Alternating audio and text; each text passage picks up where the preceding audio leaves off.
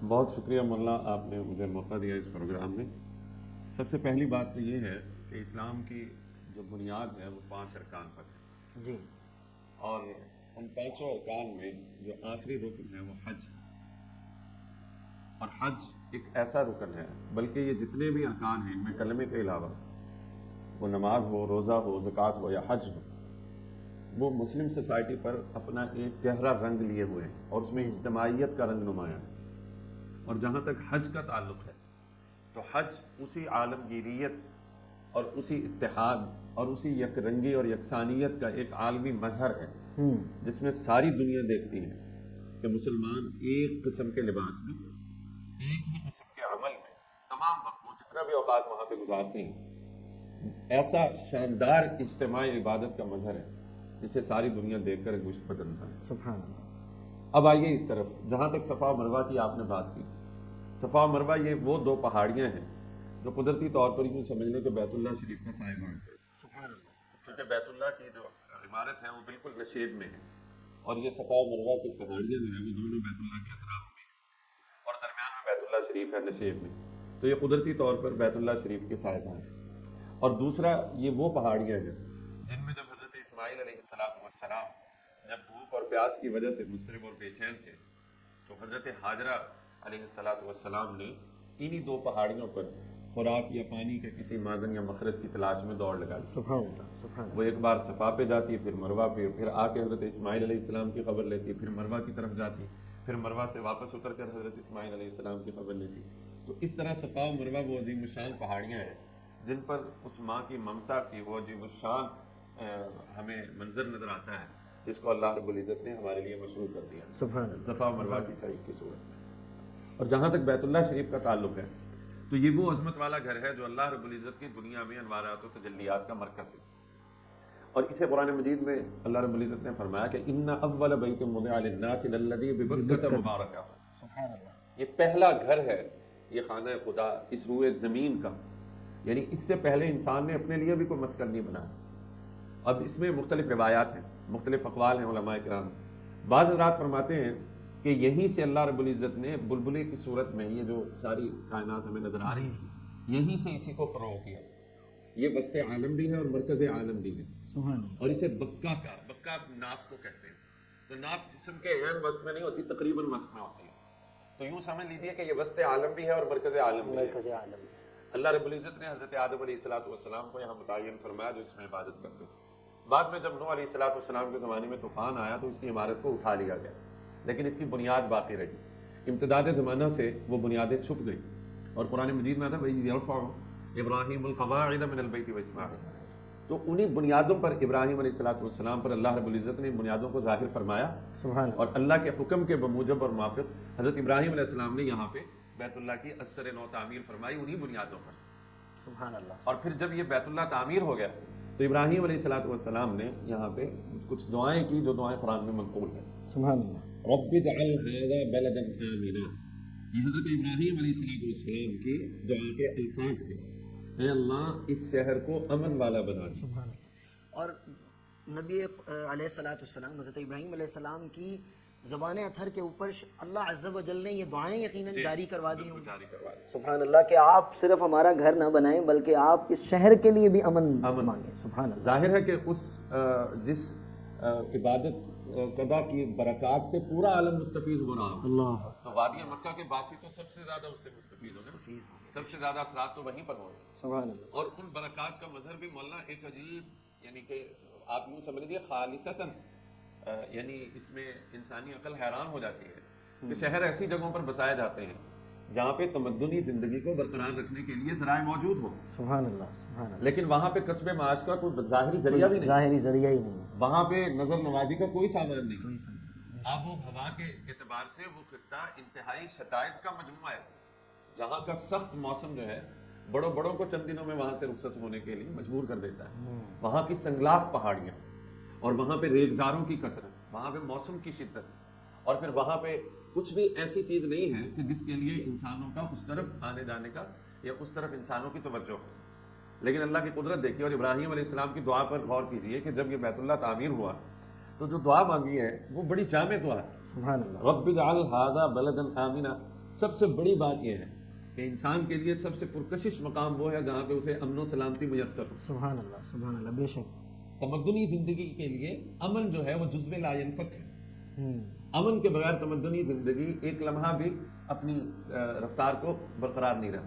بے شک امن جو ہے وہ انسانی زندگی کے لیے زیادہ ضروری ہے، اولاً ضروری ہے، اولاً ضروری، کیونکہ امن ہوگا تو سب چیزیں میسر ہوں گی، امن نہیں ہوگا تو یعنی آپ اس میں انفرادی ترقی کے راستے دیکھ لیں یا اجتماعی عروج کے راستے دیکھ لیں، وہ تبھی کھلیں گے جب وہاں پہ امن ہوگا. تو اس لیے وہاں پہ پہلی دعا یہ مانگی کہ اللہ یہاں امن والا شہر بنا دے. وارزق اہلہ من الثمرات. سبحان اللہ. اب دیکھیں جہاں تک ثمرات کے سوال کا تعلق ہے تو باقی حجاز کا اور عرب کا جو علاقہ ہے وہاں پہ تو کھجور اور انگور وغیرہ کے پھل اور باغات موجود ہیں، لیکن یہاں اس خطے میں کسی پھل کا کوئی تصور ہی نہیں. اچھا جی. اور یہاں پہ اللہ حضرت ابراہیم علیہ السلام دعا فرما رہے ہیں کہ ورزق اہلہ من الثمرات، اے اللہ ان کو پھلوں سے روزی عطا فرما. بالکل سبحان اللہ. اور اس کا مظاہرہ آج ہر کس و ناقص ہر خاص و عام دیکھ سکتا ہے کہ آپ مکہ کے بازاروں میں دیکھ لیں، اور یہ آج سے نہیں، قرون اولیٰ سے وہاں پہ پوری دنیا سے پھل سمٹ کر آ رہے ہیں، آج تک آ رہے ہیں. اور مزے کی بات یہ ہے کہ ہم پاکستان میں ماشاءاللہ آم کی پروڈکشن آج کل آم کا سیزن عروج پر ہے، تو وہاں پہ مولانا ہم نے جب عمرے کا سفر کیا 2018 میں. اچھا مولانا میں درمیان میں ایک مزاح جو ہے نا وہ جو آم کی بات کرتے ہوئے آپ کے چہرے پہ بڑی مسکراہٹ آ گئی، مجھے لگتا ہے کہ آپ بھی آم کے اعتبار سے مزاج غالب رکھتے ہیں. جی بالکل آپ کی طرح مزاج غالب رکھتا ہوں. سبحان اللہ. مرزا غالب سے کسی نے پوچھا تھا نا کہ آم کے بارے میں آپ کو بہت پسند ہے تو ان میں کیا کوئی بڑی دو خوبیاں بتائیں. انہوں نے کہا بڑی دو خوبیاں دو ہی ہیں، میٹھے ہوں اور بہت ہوں. سبحان اللہ. ناظرین بڑی خوبصورت بات ہے، اور یقیناً آپ جتنے بھی سامعین ہیں، آم ایک واحد ایک ایسا اللہ کا پھل ہے، بلکہ میں تو اس کو کہوں گا کہ یہ مبارک پھل ہے جو بیشتر لوگوں کو خوب پسند ہے. ہم بات کر رہے ہیں فضیلت حج کے اعتبار سے. حاضر ہوتے ہیں تھوڑے سے وقفے کے بعد، ہمارے ساتھ رہیے. ناظرین مختصر سے وقفے کے بعد آپ کی خدمت میں حاضر ہیں. آپ دیکھ رہے ہیں پروگرام فہم قرآن، میں ہوں آپ کا میزبان محمد سعد جہلمی. وقفے میں جانے سے پہلے ہم بات کر رہے تھے فضیلت حج کے اعتبار سے، اور مولانا آپ نے بڑی خوبصورت وہ دعا بتائی، رب اجعل ھذا بلدا آمنا وارزق اہلہ من الثمرات. ایک تو امن اور دوسرا اس خطے کے لیے ثمرات کا طلب کرنا. اور بلکہ میری ایک وہ ہے بات کہ شاید یہ جو ثمرات کا ابراہیم علیہ السلام کا اللہ عز و جل سے طلب کرنا ہے، یہ خطۂ عرب یا خطۂ مکہ جو ہے، جزیرۃ العرب جو ہے، اس کی معیشت کا سٹرانگ ہونا بھی اس کی علامت ہے. کیا کہتے ہیں آپ اس کے بارے میں؟ بالکل ایسے، یعنی وہ خطۂ عرب جہاں پہ یہ لوگ اپنے تجارتی اسفار کے ذریعے اپنی روزمرہ کی ضروریات پوری کرتے تھے جی، یا وہ ان کی آمدنی کا واحد ذریعہ تھا. اللہ رب العزت نے اس خطے میں تیل کی صورت میں، سبحان اللہ، جسے لیکوڈ گولڈ کہتے ہیں یا بلیک گولڈ کہتے ہیں، اس کی صورت میں ایسی نعمت عطا فرمائی کہ آج پوری دنیا پہ جو ہے وہ عرب اگر اس دولت کو صحیح رخ سے استعمال کرتے تو پوری دنیا پر غالب ہوتے. بے شک. لیکن اس کے باوجود پوری دنیا کی نعمتیں سمٹ کر ان کے پاس آ رہی ہیں. سبحان اللہ. تو ہم ابراہیم علیہ السلام کی دعا کی بات کر رہے تھے، تو اس سے وہاں پہ اتنی آسودگی پیدا ہوئی. اور پھر اس دعا کے مختلف پہلو ہیں. جب ہم کہتے ہیں امن کا شہر، تو امن کے شہر سے مراد یہ ہے کہ وہاں حالات کے اعتبار سے اور وبائی امراض کے اعتبار سے اور حوادث کے اعتبار سے اللہ رب العزت نے اس شہر کو محفوظ بنا دیا. سبحان اللہ. یہ دونوں شہر حرمین شریف ہیں، وہ مدینہ منورہ ہو یا مکہ مکرمہ ہو. پھر جناب ابراہیم علیہ السلام نے یہاں اس گھر کا، یعنی جس امت کے لیے یہ مرجع بننے والا تھا، اور یہ دعا بھی حضرت ابراہیم علیہ السلام سے منقول ہے، مثابۃ للناس، کہ اللہ اس کو لوگوں کے بار بار آنے کی جگہ بنا دے. بار بار آنے کی جگہ، مثابہ ایسی جگہ کو کہتے ہیں جہاں بار بار آنے کو دل چاہے. اور یہ عام مشاہدے اور تجربے کی بات ہے، اور ہمارے ناظرین میں سے جتنے لوگ بھی حرمین شریفین کا مبارک سفر کر چکے ہیں وہ یہ اپنی قلبی کیفیت کو جانتے ہیں کہ جب تک وہ نہیں گئے تھے تو اشتیاق کا وہ لیول نہیں تھا، شوق کا وہ لیول نہیں تھا. بے شک یہ آپ نے بالکل درست بات، جو وہاں سے آنے کے بعد شوق بڑھتا اور فزونتر ہوتا چلا گیا. سبحان اللہ. سبحان اللہ. اور یہ خود یعنی میرے اپنے تجربے کی بات ہے اور مشاہدے کی بات ہے کہ اس سفر کے بعد جو ہے ہر وقت دل اس طرف متوجہ رہنے لگا کہ کسی طرح کوئی سبب بن جائے اور اللہ رب العزت ہمیں پھر وہاں لے جائے. سبحان اللہ. تو یہ ہے مثابۃ للناس، کہ اس سرزمین میں جو ظاہری اعتبار سے بالکل بے کشش ہے، لیکن ایمان کے دو ایسے مراکز وہاں پہ موجود ہیں کہ کہ ان کی موجودگی میں ہر ایمان والے کا دل اسی طرف کھنچتا چلا جاتا ہے، اور ان دو چیزوں نے وہاں کی زمین کو پرکشش بنا پرکشش بنا دی، سبحان اور بار بار آنے کی جگہ، بار بار بار بار آنے کو دل چاہتا ہے۔ اور پھر اس کے ساتھ میں یہاں پہ ایڈ کروں گا، چونکہ اس طرف بات چل نکلی ہے، تو اللہ رب العزت نے تعمیر کعبہ کی تکمیل کے بعد ابراہیم علیہ السلام کو حکم دیا وَأَذِّن فِي النَّاسِ بِالْحَجِّ کہ آپ لوگوں میں حج کا اعلان کر دیجئے، سبحان اللہ، گویا اذان حج دے دیجئے۔ تو اب دوسرا سوال یہ تھا حدیث مبارکہ میں آیا، ابراہیم علیہ السلام نے پوچھا اللہ میری آواز لوگوں تک کیسے پہنچے؟ تو ابراہیم علیہ السلام کو کہا گیا کہ آپ اذان دیجئے، یہ میرا کام ہے کہ میں اسے تمام خاص و عام کے کانوں تک پہنچاؤں۔ سبحان اللہ، اور اس وقت جتنے لوگ بھی روئے زمین پر موجود تھے اور جتنی اشیاء موجود تھی وہاں تک حضرت ابراہیم علیہ السلام کی اذان حج کی آواز پہنچی۔ سبحان اللہ، یہاں تک کہ علماء نے لکھا ہے کہ جو اس وقت روحوں کی شکل میں انسان موجود تھے، ان کی روحوں نے ابراہیم علیہ السلام کی اس آواز کو سنا اور انہوں نے لبیک کہا اس پہ۔ اللہ، اور اس پر مزید اس روایت میں یہ ہے کہ جنہوں نے 2 بار لبیک کہا، ایک بار کہا اللہ نے ان کو 1 بار حج کی توفیق دی، جنہوں نے 2 بار لبیک کہا اللہ نے 2 حج کی توفیق دی۔ اسی طرح جتنی بار انہوں نے لبیک میں جواب دیا اتنی بار ان کو حج کی سعادت نصیب۔ سبحان اللہ، سبحان اللہ، تو یہ اعلان، اور پھر یہاں پہ دوسری بات کہ یاتوک رجالا وعلی کل ضامر یاتین من کل فج عمیق، ہر 2 قسم کے لوگ یہاں پہ لپکیں گے، اور کس حال میں لپکیں گے کہ کوئی اپنے پاؤں پہ چل کے آئے گا پا پیادہ۔ آج کے زمانے بھی ایسے بہت سے لوگ موجود ہیں، اور ہمارے امامین حسنین کریمین رضی اللہ تعالی عنہما انہوں نے پیدل حج کیے، ان میں سے ایک نے 20 حج کیے اور دوسرے امام حسین نے 25 حج کیے سبحان اللہ، رضی اللہ، پیدل حج کیے، اللہ اکبر، سبحان اور اس عالم میں کیے کہ سواری ساتھ ہوتی تھی، پیدل حج کیے، اور اس سعادت کے لیے وہ تو سواری کے ہوتے ہوئے اس گھر کی طرف پا پیادہ چلنا یہ بہت بڑی فضیلت کی بات ہے اور عظمت کی بات ہے۔ بے شک، بے شک، اور پھر اس کے ساتھ فرمایا کہ ایسی سواریوں پر سوار ہو کر لوگ آئیں گے کہ جو اپنے سفر کی طوالت کی وجہ سے اور سفر کی صعوبتوں اور مشقتوں کی وجہ سے دبلی ہو چکی ہوں گی، دور دور سے، یعنی اقصائے عالم سے لوگ اس طرف آئیں گے۔ سبحان اللہ، اب دیکھیے زمانہ اپنے رفتار سے آگے ترقی کرتا رہا، اور بات جو ہے وہ اونٹوں گھوڑوں گدھوں سے اب جہازوں تک آ پہنچی ہے۔ کبھی بحری جہازوں کے ذریعے لوگ آتے تھے، اور بحری بیڑے جو ہے وہ لدے ہوئے ہوتے تھے، بے شک، حج کے سفر پر نکلتے تھے۔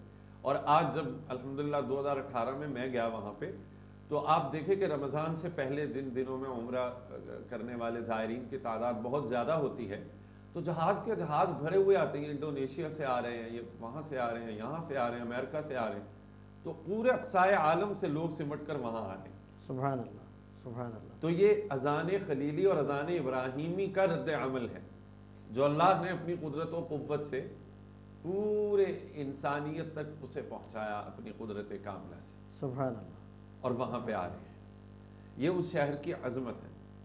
اور پھر اس کے ساتھ ساتھ قرآن مجید فرقان حمید میں جو فرمایا الحج اشہر معلومات، اس سے مراد شوال سے 10 ذی الحج تک کے جو مہینے ہیں، ایام ہیں، یہ معلوم ہے اور یہ مقرر ہے۔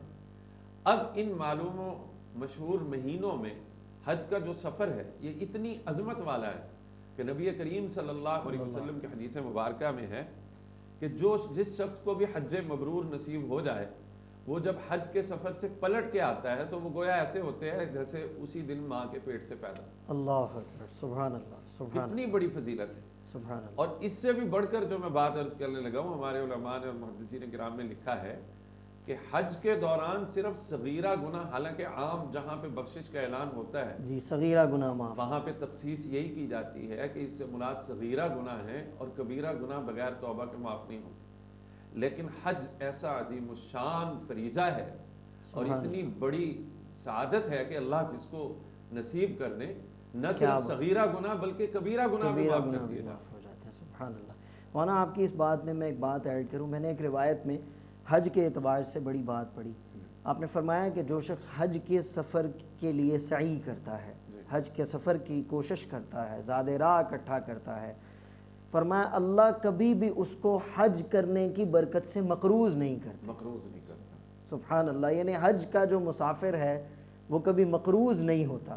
اور یہ میرے مشاہدے کی بات ہے اور میں اس چیز کو بہت اچھے سے اس کا مجھے ادراک ہے. بہت سے لوگ میں نے ایسے دیکھے کہ جب وہ حج کے سفر پر گئے, حرمین کے سفر پر گئے عمرے کے لیے یا حج کے لیے, تو ان کو کچھ تنگی تھی.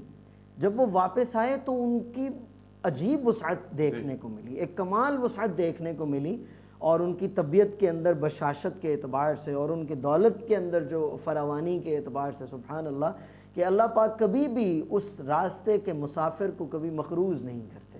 سبحان اللہ, یہ بڑی بات.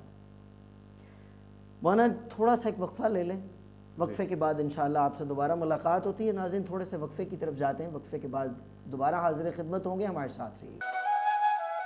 ناظرین مختصر سے وقفے کے بعد آپ کی خدمت میں حاضر ہیں. آپ دیکھ رہے ہیں پروگرام فہم قرآن, میں ہوں آپ کا میزبان محمد سعد جہاں جی. وقفے میں جانے سے پہلے اور آج کے پروگرام کے اعتبار سے ہم بات کریں فضائل حج کے اعتبار سے اور فضائل حرمین شریفین کے اعتبار سے.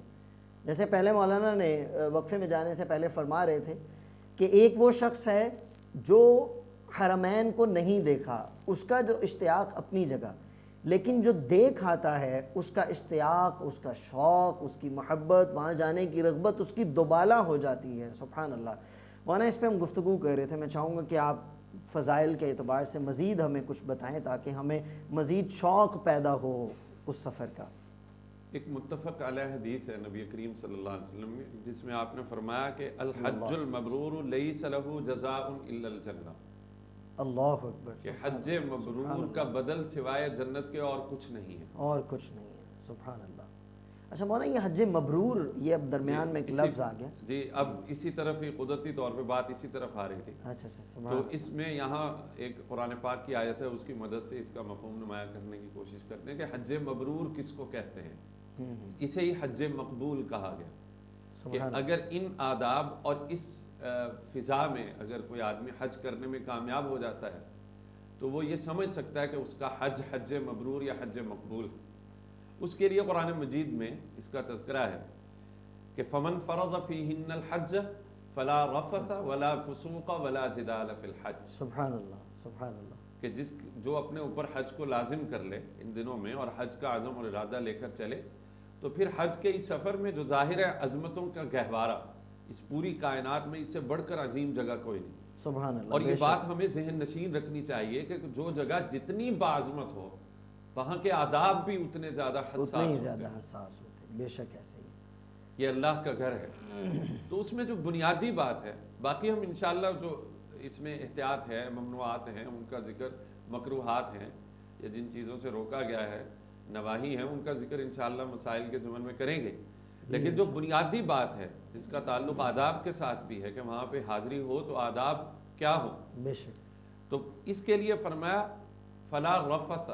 رفث ایسی کوئی بھی چیز جو انسان کو بے حیائی کی طرف یا فحش کی طرف, کام کی طرف مائل کرنے والی. اب اس کے دو پہلو ہیں. ایک وہ ہے کہ ایک ایسی ممانعت بے حیائی کی جو پورا سال یعنی ہر حال میں منع ہے, اس کی ممانعت ہے.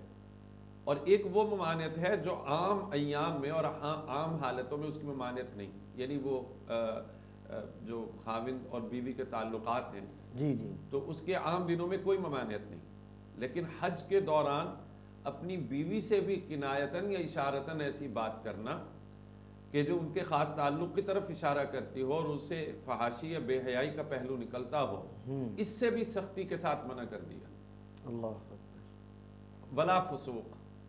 اب فسوق یا فسق کہتے ہیں نافرمانی کو, جی, کہ اللہ رب العزت کے کسی حکم کی نافرمانی نہ ہو, اور نیکی کے جتنے اعمال کرنے کے ہیں, جتنے بھی اعمال ان ایام میں ہیں, ان اعمال کو کرنے کے لیے انسان ہمہ وقت مستعد رہے اور اس میں سستی نہ ہو. سبحان اللہ. چونکہ یہ صرف فساق و فجار ہیں کہ جو نیکی کے عمل کی طرف ان کے قدم سست پڑ جاتے ہیں, اور انہیں نیک کام کرنا گراں گزرتا ہے. یعنی اگر نماز کے اوقات ہیں, نمازوں کا پورا آداب کے ساتھ اہتمام ہو, باوضو رہنے کا اہتمام ہو, نوافل کا اہتمام ہو, اور اس طرح ذکر اذکار اور تسبیحات کا اہتمام ہو, اور اس میں اللہ رب العزت کی نافرمانی کا کوئی عمل ہم سے نہ ہو. ولا جدال فی الحج. اب ظاہر ہے کہ حج وہ مبارک فریضہ ہے جس کی ادائیگی کے لیے پوری دنیا میں سے مختلف رنگوں، مختلف نسلوں، مختلف مزاج کے لوگ ایک جگہ پہ جمع ہوتے ہیں۔ ہمارا عام مشاہدہ ہے کہ اگر گھر میں کچھ افراد رہتے ہیں تو ان کے درمیان بھی کبھی نہ کبھی کوئی ہو تنقید جاتی ترشی ہے، ہو تنقید جاتی ہو ہے۔ جاتی ہے۔ تو اب ایک جگہ پہ پوری دنیا سے لوگ سمٹ کے آئے ہیں جن کا تعلق مختلف معاشروں اور مختلف اقوام کے ساتھ، جی لیکن وہاں پہ ان کو آپس میں ایسے مل جل کے رہنا ہے، ایسے مل کے رہنا ہے کہ ان میں اگر جھگڑے کی کوئی صورت بنے بھی صحیح تو وہ جھگڑا نہ ہونے پائے۔ سبحان اللہ، بے شک۔ یہ ضروری ہے کہ وہاں پہ انسان کے ساتھ اگر زیادتی بھی ہو جائے کسی معاملے میں تو وہ اس زیادتی کو خندہ پیشانی سے برداشت کرے، کیونکہ وہ عند اللہ اس میں معجور ہوگا، سبحان اللہ، اسے اللہ کی طرف سے اجر دیا جائے گا۔ اجر دیا جائے گا۔ اس میں یہ بحث نہیں ہے کہ آپ حق بجانب ہیں یا آپ صحیح نہیں ہیں، یہاں پہ دیکھنا یہ ہے کہ ہم نے جھگڑے کے ہر سبب کا خاتمہ کرنا ہے خاتمہ کرنا ہے۔ اور جھگڑے کا کوئی سبب پیدا نہیں ہونے دینا۔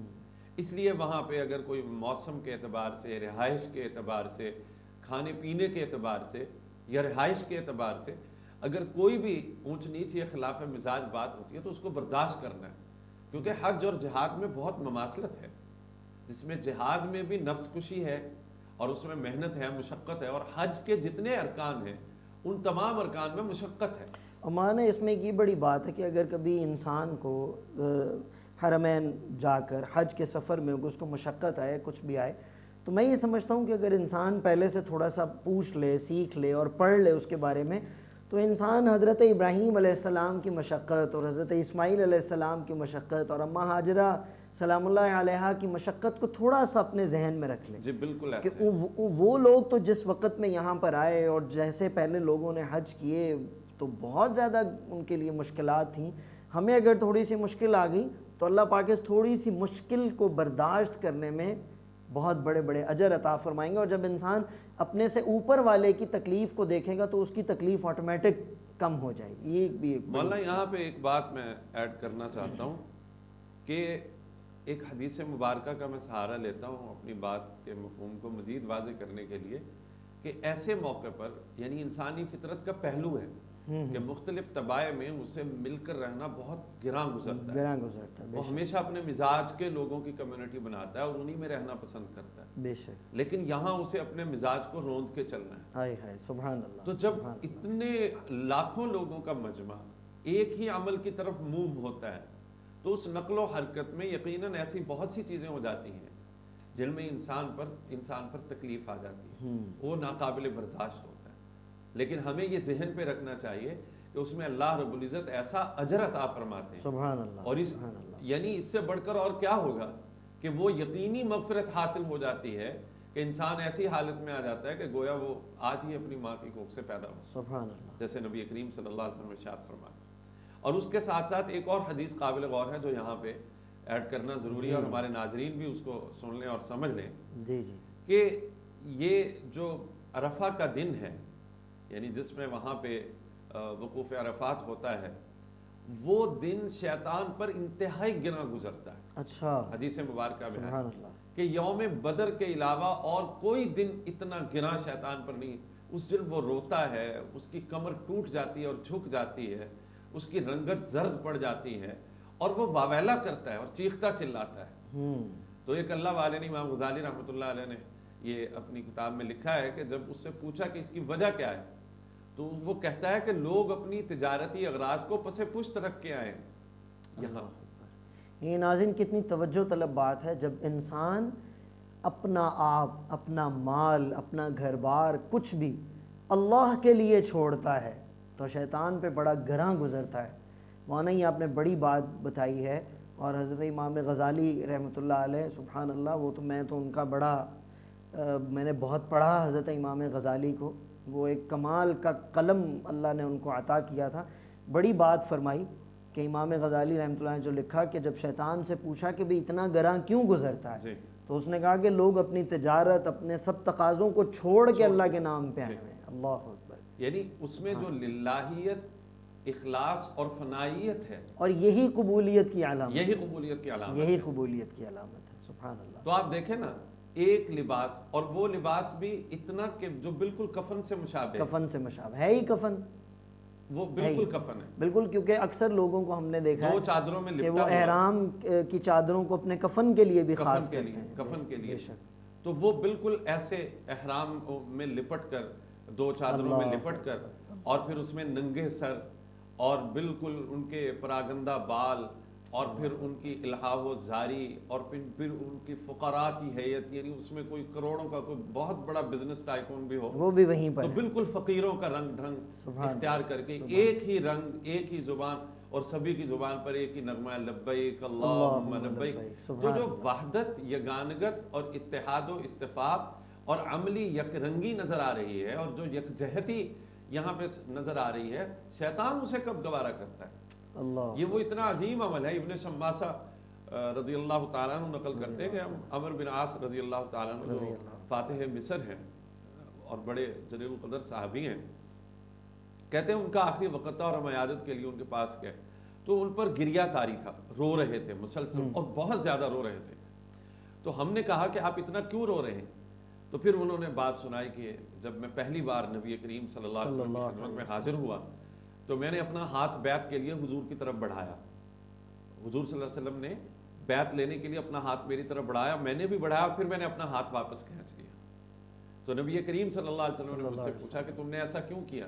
کہنے لگے یا رسول اللہ، میں آپ سے بیعت کرنے کے لیے فدا ہو ابی و امی و روحی، میں حاضر ہوں اور تیار ہوں، لیکن اس سے پہلے میری ایک شرط ہے.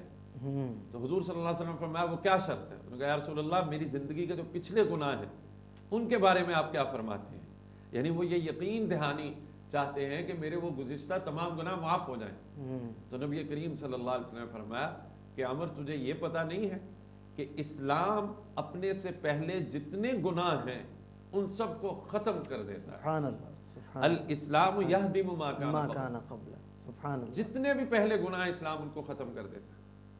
اور اسی کے ساتھ پھر دوسری بات فرمائی کہ ہجرت اپنے سے پہلے کی گئی تمام خطاؤں کو بالکل مٹا دیتی ہے اور ختم کر دیتی ہے. سبحان اللہ. اور تیسری بات نبی کریم صلی اللہ علیہ وسلم نے جو عمر بن عاص رضی اللہ عنہ نے اپنی آخری سانسوں کے ساتھ جو امت تک پیغام پہنچایا کہ حضور صلی اللہ علیہ وسلم نے تیسری بات ارشاد فرمائی کہ حج اپنے سے پہلے کی گئی تمام لغزشوں کو ختم کر دیتا ہے، مٹا دیتا ہے. سبحان اللہ، سبحان اللہ، سبحان اللہ. تو یہ حج کی فضیلت ہے اور اس عظیم سفر کے آداب بھی عظیم ہیں.